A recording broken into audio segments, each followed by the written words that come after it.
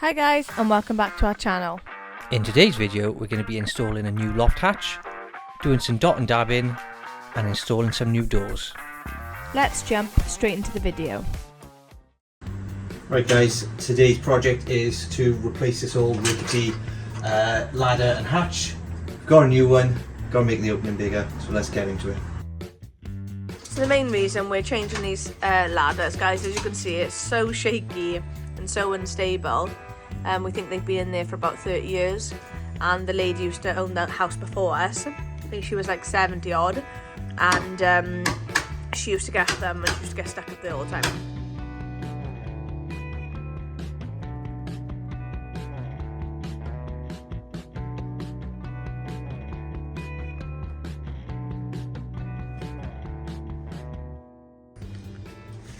Right guys, so this is what we're working with. We've got two layers. We've got the existing roof trusses, or rafters should I say, and then we've got the new 4x2 framework that's holding onto the purlins either side. I say purlins, big timber joists, sorry, either end.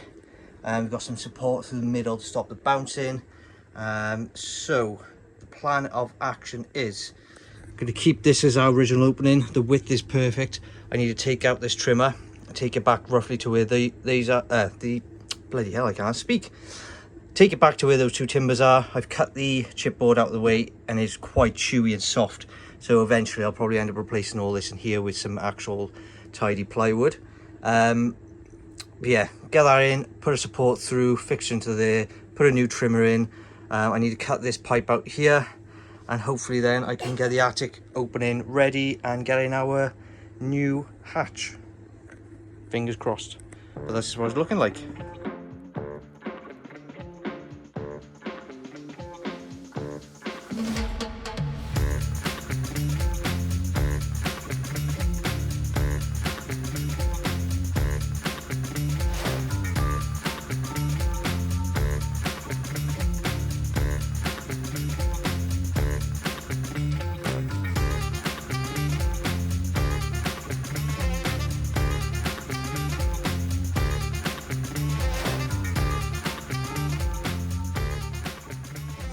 Right guys, so the attic hatch is in, but the last thing we need to do is cut down the ladders, because as you can see, while they're fully extended, they're not locked out, so this is not safe.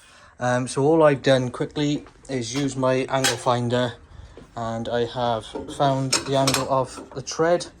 So it sits flush down there and flush on the tread, so I can cut that off the bottom when I need to. But to find out how much you need to cut off the ladders, you're going to want to fold the bottom section in, let the middle section fully lock out on that hinge section, just lower these ladders down so they touch the floor lightly, and then use a straight bit of timber. I've checked this down the site, straight, and just lay it on the front edge of your tread like so, and just push it down until it touches the floor. And then once it touches the floor, use a pencil mark there, and that is going to give you the length on the front edge of where you need to cut your ladders on an angle backwards. But with these steps, they come with a rubber foot and it says to cut them 90, so all I'm going to do is mark off the front edge with my angle, go back to the back edge, and then cut them 90 from the back edge forward. So I'll try and do that and hopefully make sense.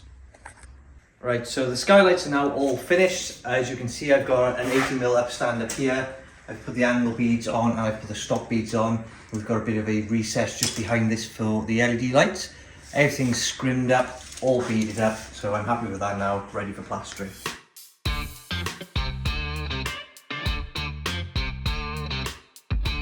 So 95% of this room is ready. I got a little bit of taping up to do, and I just got to trim down this edge of the ceiling and bead her up, and one board up there, and this room is ready to be plastered. The plasterer is coming today. He's going to have a little look around, get an idea of what the work is required, and then he's going to give us a date and time when he can start plastering. But this morning I've been working in the front room. So the last thing to finish in this room, guys, was the reveals. I had my boards overhanging, so I just banged the laser line up, cut it all back. I've screwed timber in behind here, and I've got some good fixings for my reveals, so everything's nice and square now, ready for plastering. So So that was the baby's room. For this afternoon we're going to be working on the master bedroom. What I'm doing in here is insulating the external walls. As you can see, I've already done a lot of setting out and marking out where all my boards are going. Down on the floor is where I worked everything out with my angles. I've got the bay on the bottom ready. I've cut the boards for the reveals either side ready. So we're going to try and get everything prepped and dot and dab today.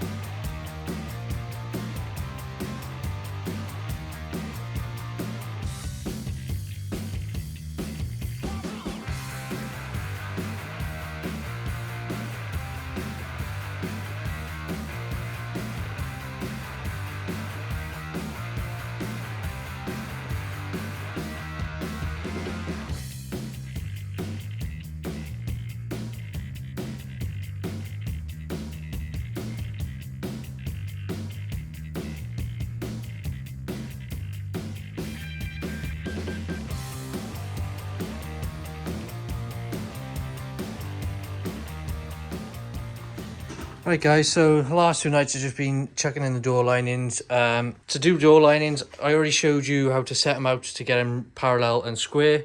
So all I've done now is, as you can see, I've got packers all the way up the edges. You want to get your doors parallel up the sides. You want the head level and the sides level and parallel.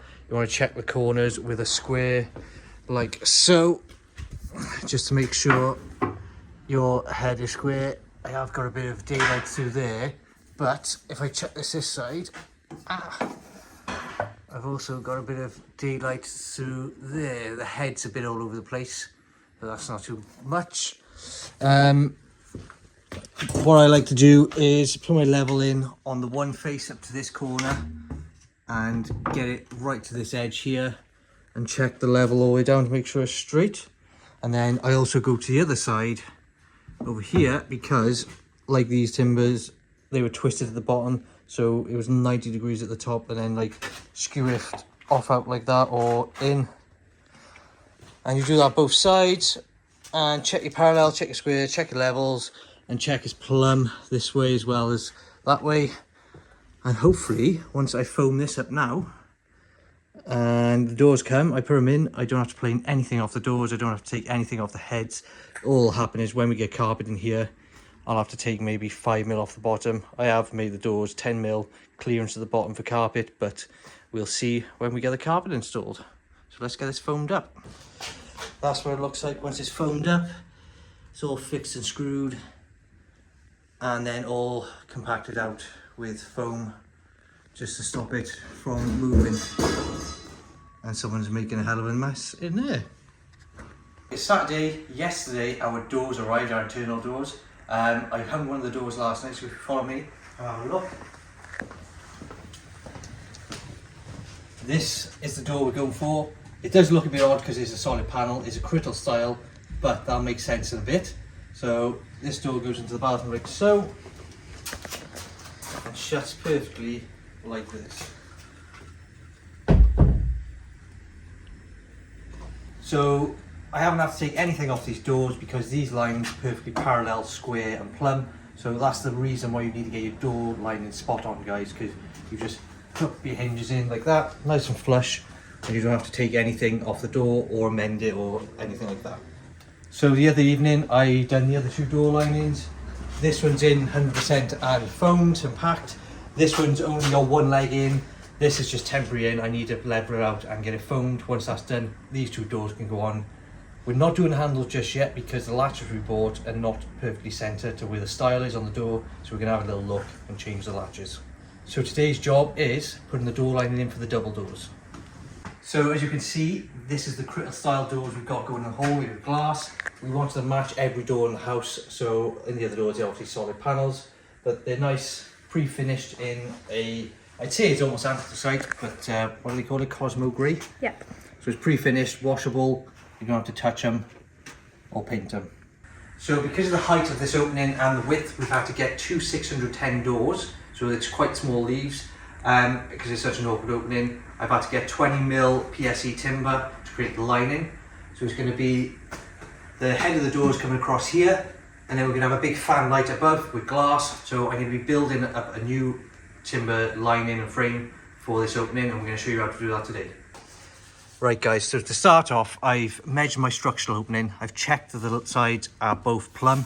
The head is 1290 opening and the bottom is 1289, so we're a mill out. We've got 2465 on the left hand side, we've got 2470 on the right, so either the steel's out level or the floor's out level. I think it's the steel, so that's not a big issue. So we're going to go with the smaller measurement of 289 and the smaller leg of 2465. So what I've done here is just a little takeoff to find out my opening size. You're going to have your two door leaves, which is 610. You're going to have a 3mm gap in the middle, and then you're also going to have 3mm gap either side for the hinges, and then you've got 20mm door line on either side, which gives us 1269.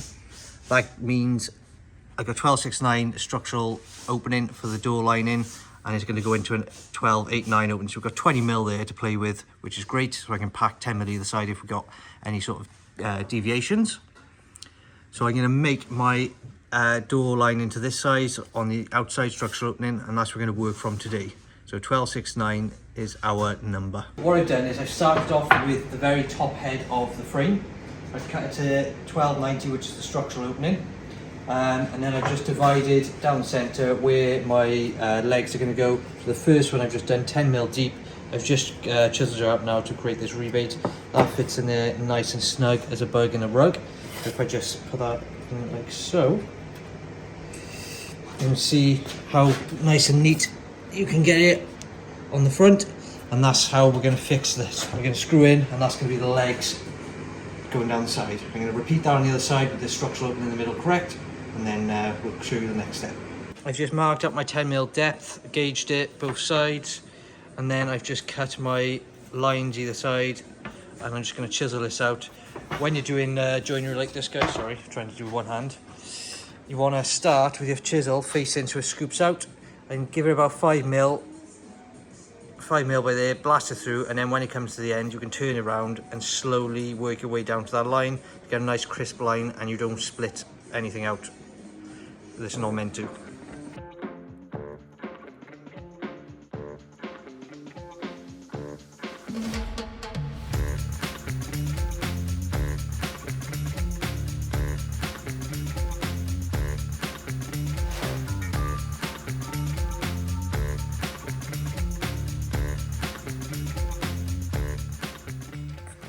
Right guys, so this is how the frame will look. We've got two doors there, we've got a fan light up above, and as you can see, extra housings in the side. I just need to put it flush and screw it in. But that is how it will end up looking. Nice big pane of glass there. We're not sure if we're going to put a divider in the middle to match the doors.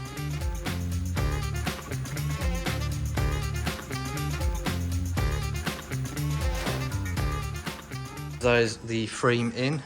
I'm very fortunate that 9mm plasterboard worked out perfectly for packers. I did have to put a couple 1mm shims at the bottom. I don't know what happened, the wall must chuck in the mill, but that is packed out all the way. I'm going to foam up in between those gaps now. It is plumb this way, parallel. There's level on the head, level up on that head, and is also plumb this way as we look down the side. And we can just sight it through. I don't know if you'll see it on the camera, but as we come through, you can see it all touches at the same time. So they're both parallel to each other. So happy days for that. We're going to get it foamed up, let it set, and get the doors on.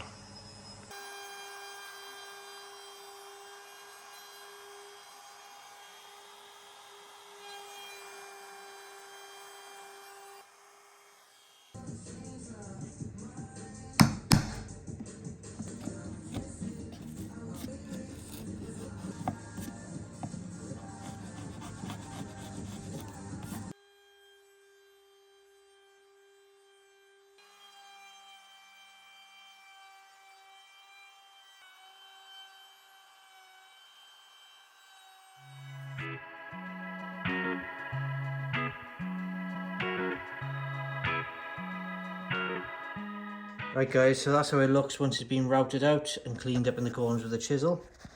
And then this just slots in perfectly if it focuses. And that's snug, and that hinge shoulder, if you can see it, is in line with the edge of the door. Lovely. Pilot these holes now, get them all on and hang the door. Right guys, so to hang my doors, I don't have any of these fancy jigs with the routers, so you can just bang them in and do the mould. All I've done is, I've got a bit of doorstop, and the first door I marked out 9 inches up from the bottom to the bottom of the hinge, and then from the top you mark 6 inches down to the top of the hinge. And then all I've done for this centre one is put it dead centre. I do know some fire door companies say you need your hinges up here for heavy doors, but I'm putting them in the centre just for aesthetics. So after I got my first door marked out and templated, I transferred it onto this little doorstop. But if you can see up here, I've put here, this bit of wood here sits against the lining, and then this bit of wood with the line there sits on the end of the door, like so, if that clears up. And then that gives me, it's hard to see, sorry guys, that gives me my 3mm tolerance on the head, so the hinges will be set down perfect amount on the lining, and then the hinges are set down on the door. And all I do then is go around, transfer my pencil marks onto the tape. Unfortunately, I've had to put green tape on this because the door's too dark for pencil. And once I do that, square them all off, get them all marked out, and then do the same with this lining. Just get this and then butt it up to the top like so, and your pencil marks will line up with your hinges. And that is the poor man's way of making sure your hinges are all bang on. So when you open up your hinges on the door, it's all nice like so, all perfectly in line, all nice and flush, no lips, no sinking in, it's all flush, perfect and lovely. The only thing I will say I have done, guys, is I've sunk this one in slightly by 1/2 mil, because I find with the weight of the door it drops and it creates a bigger gap in the middle, and it creates a bigger gap on the top of the hinge and a smaller gap at the bottom. So sinking iron just pulls her in, and they should line up perfectly once they're all in. So let's see how they get on.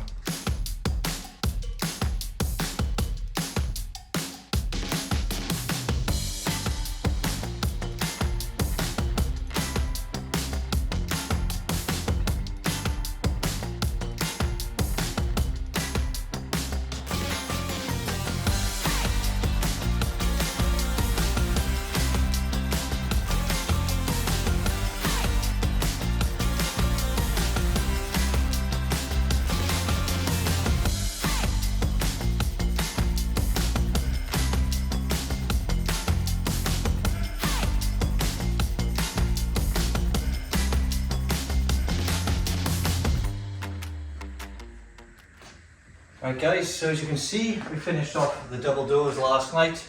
They're shut and lovely, hung perfectly, plumb, square and level.